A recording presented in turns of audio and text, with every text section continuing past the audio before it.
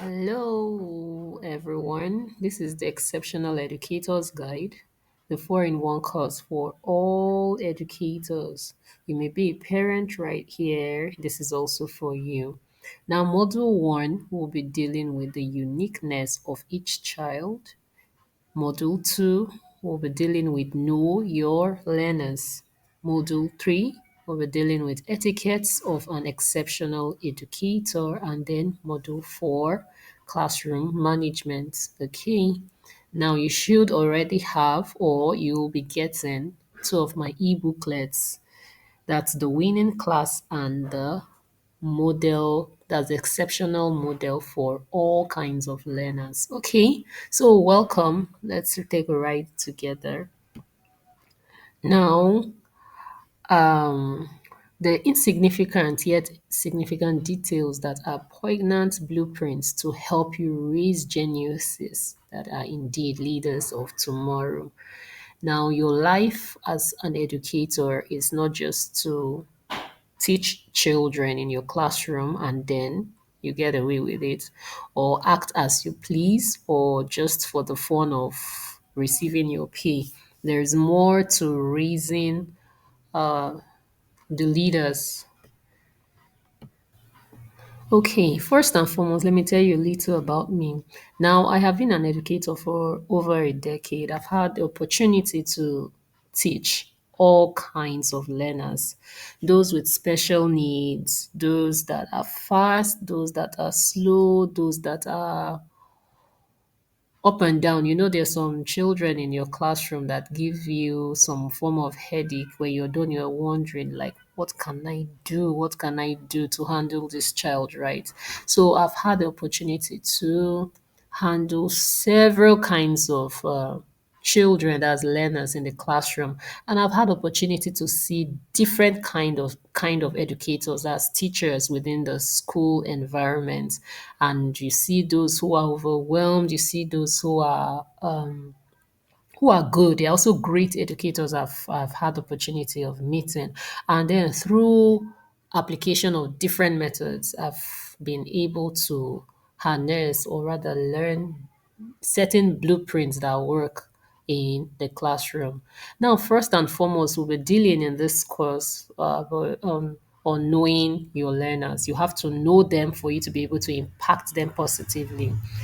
I worked somewhere where I had just worked in the classroom for roughly 2 weeks, and then I was pulled out of that class and then taken into the administrative arm. And before I was taken out of that class, there was a boy in that class whom had just stayed in that class for 2 weeks, and he had to be transferred to another school where he had applied for initially. That was his dream school, and the parents wanted him there, and he wanted that particular school. But due to the delay, he had to enroll in this particular school, thinking that other one won't work out just fine. So he enrolled here, and 2 weeks later, the letter of his admission into the other school. This was for grade 7, that's JSS 1. So the other application came through and he had to move. Now, few days he did not attend school a day after he left, and then a day afterwards, his mom came to the school and was looking for who is the classroom teacher, who was his form teacher in the class. And then I was called upon, and then she handed me a letter saying, my son asked me to come right back to this school and give you this letter. And when I opened up the letter and I read it, it was really heartwarming. He said, although I have gotten my dream school, I was so excited, or rather, I have been impacted. Well, how did he put it? Yes, by your. He said he hoped the school he was attending now, that's his new school, would have teachers like myself. He would miss his friends, he would miss me as his teacher, and all. Now you'd wonder, what did I do differently from the usual, that in 2 weeks a child could feel that level of impact and feel the need to want to write a letter. Now, this particular boy happened to be someone who was very, very, very outspoken. And it's normal to ignore from time to time, especially when you ask questions and others are answering, or you're trying to get others to get involved. And this particular person always he's always given an opportunity to air his views, and his views are acknowledged. Now, from time to time, he had this opportunity, and then he saw himself being able to speak, being able to contribute, and his contribution in class was well acknowledged. There are certain things you have to know about your learners in your classroom. It's not just about you or about handling everybody corporately, yes, as a class, but you have to know them individually. And that's why we're going to take on this course, okay? So before I'll continue on how the promotion happened, let's get into it already, okay? Now, module one says the uniqueness of each child. The uniqueness of each child, whether you're a parent, whether you're an educator. Yes, as an educator, most of us are parents, okay? Now you have to know that each child is unique. Yes. There's a reason why one of your children is dark in complexion, the other is fair in complexion, the other is taller than the other. So one is more outspoken than the other. Yes, you have to understand that each child is unique. Let's listen to this clip for a few minutes. Dear educator, each child in your class is unique, special, and should be loved and seen. Desist from placing only the pretty ones for functions. Even the not so pretty ones deserve a spot at the forefront. Let each child feel loved and seen. Dear educator, Okay, so each child, let's move on to this point. Each child in your classroom is unique. Even though you have a set of twins in your classroom, understand that you should never compare one with the other. You should never compare one child with the other. Yes, they are unique. They have unique traits. They have unique abilities.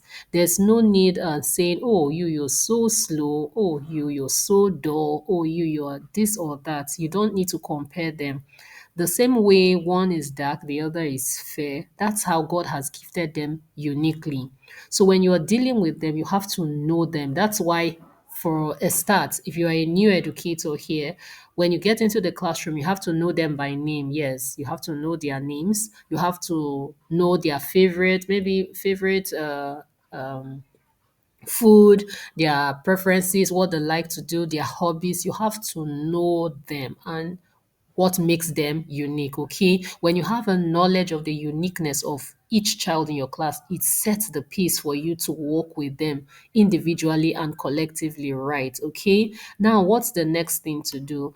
The next step is for you to know their parents. One very important reason for this is once you know from whom or where that child is coming, the sense of care for that individual becomes paramount. Some children are their own, that's the only child, or the only child of their parents. Some were even adopted. Some they are as many as five, six, three, four. If you're able to see the parent and engage the parent, hey, what's unique about your child? Can I know you? Can I know what your child loves? Can I know when you're able to connect with the parent of the child, it helps you have a sense of care for that individual child. That's why in a classroom, you shouldn't have a classroom with more than at least, you should have at most 15 children. Yes, 15 children in a classroom so that it's easy for you to have access to their parents, have access to make it so that it's easy for you to connect with them. Okay, so at the resumption of a new term, as a resumption of, try to know the parents. Hey, I'd like to know the parents of this child. Just have a one-on-one. I want to just chat about your son. I want to just chat about your daughter. I want to know her better. I want to know him better. I want to know you better so that I can connect with the child. This makes the parents very comfortable, makes the parent very happy, and it sets you off to have a sense of care for that that individual child. Okay. So I'd like you to know that each child in your classroom is unique. There's no need comparing one with the other. Okay. So this is the foundation for building. I hope this has helped you so far. We'll be moving on to our module 2.